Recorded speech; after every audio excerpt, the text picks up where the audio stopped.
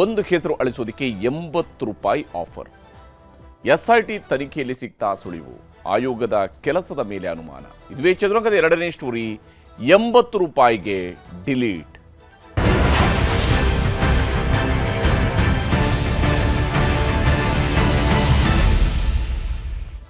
ಇದು ₹8, ಇದು ₹800 ಅಲ್ಲ, ಇದು ₹8,000 ಅಲ್ಲ, ₹80,000 ಅಲ್ಲ, 8 ಲಕ್ಷನೂ ಅಲ್ಲ.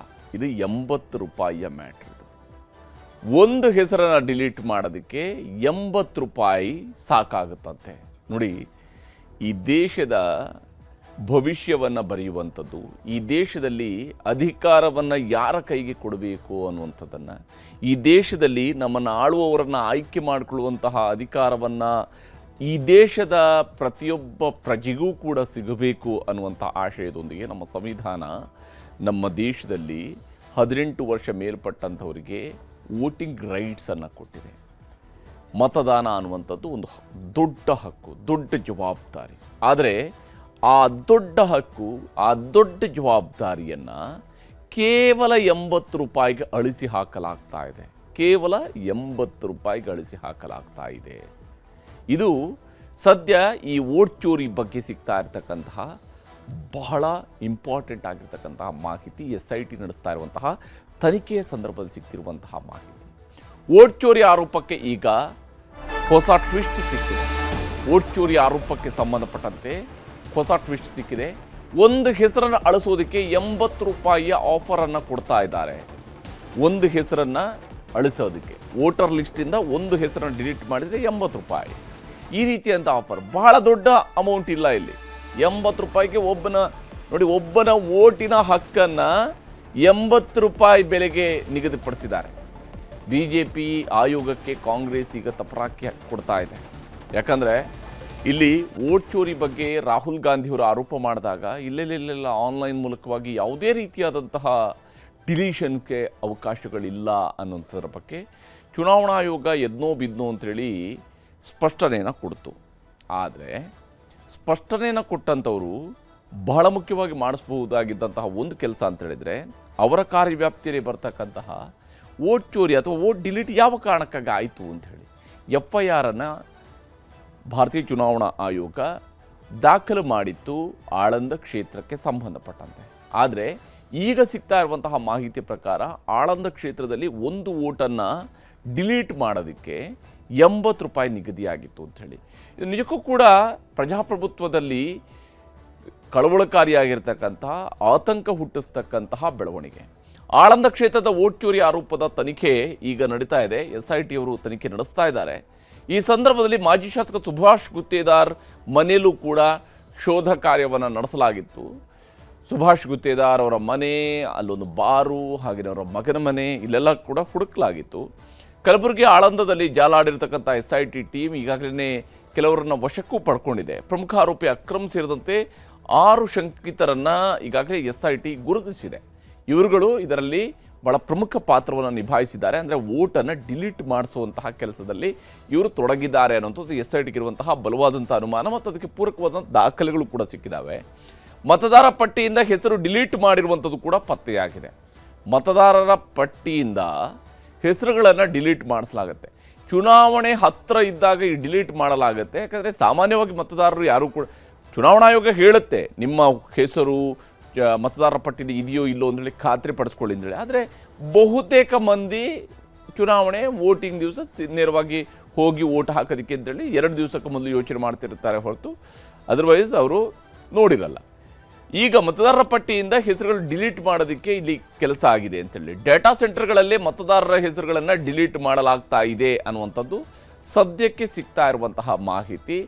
SIT ತನಿಖೆಯ ಸಂದರ್ಭದಲ್ಲಿ SIT ಮೂಲಗಳು ಹೇಳ್ತಾ ಇರುವಂತಹ ಮಾಹಿತಿ. ಒಂದು ಹೆಸರು ಡಿಲೀಟ್ ಮಾಡೋದಕ್ಕೆ ₹80 ಪಾವತಿಸಿರುವಂಥದ್ದು ಪತ್ತೆಯಾಗಿದೆ ಅಂತೇಳಿ.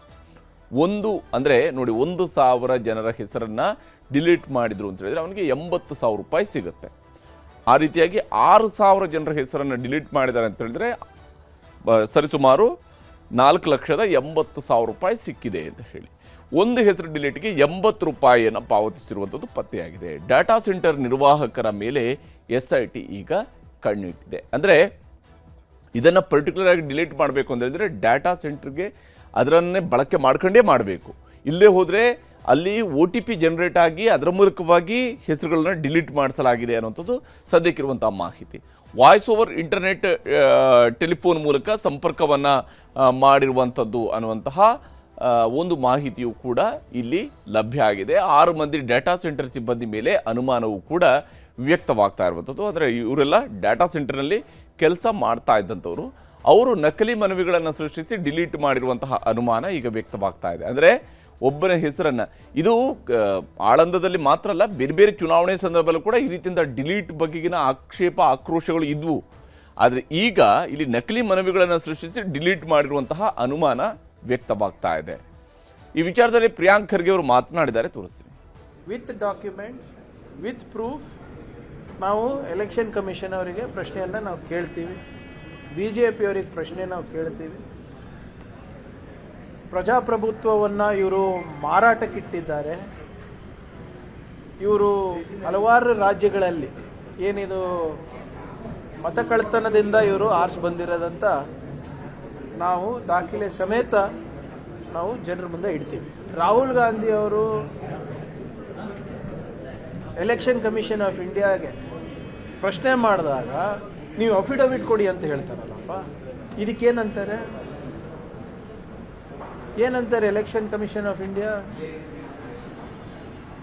ಇವತ್ತು ಒಂದು ಮತದಾರರ ಪಟ್ಟಿ ಶುದ್ಧವಾಗಿರಬೇಕು ಅಂದರೆ ಜವಾಬ್ದಾರಿ ಯಾರ್ದು? ಪಕ್ಷಗಳದ, ರಾಜಕೀಯ ಪಕ್ಷಗಳದ, ಅವ್ರದ. ಯಾವಾಗ ಬೇಕು ಅವ್ರು ಕಣ್ಣು ಮುಚ್ತಾರೆ, ಯಾವಾಗ ಬೇಕು ಅವ್ರು ಕಣ್ಣು ತೆರೀತಾರೆ ಅಂದರೆ ಅದು ಅವ್ರ ಜವಾಬ್ದಾರಿ ಅಲ್ಲ. ಹರಿಯಾಣದಲ್ಲಿರ್ಬೋದು, ಮತ್ತು ಬಿಹಾರ್ನಲ್ಲಿ SIR ರಿವ್ಯೂನಲ್ಲಿರ್ಬೋದು, ಅದೆಲ್ಲನೂ ನೋಡಿದ್ರೆ ಎಲೆಕ್ಷನ್ ಕಮಿಷನ್ ಆಫ್ ಇಂಡಿಯಾ ಆ ಕಡೆ ಫ್ರೀನೂ ಇಲ್ಲ, ಆ ಕಡೆ ಫೇರೂ ಇಲ್ಲ, ಒಂದು ಪಕ್ಷದ ಕಪಿಮುಷ್ಟಿನಲ್ಲಿದೆ ಅಂತ ನನಗನ್ಸುತ್ತೆ. ಈ ವಿಚಾರದಲ್ಲಿ BJP ನಾಯಕರುಗಳು ಕೂಡ ಮಾತನಾಡಿದರೆ, ತೋರಿಸ್ತೀನಿ.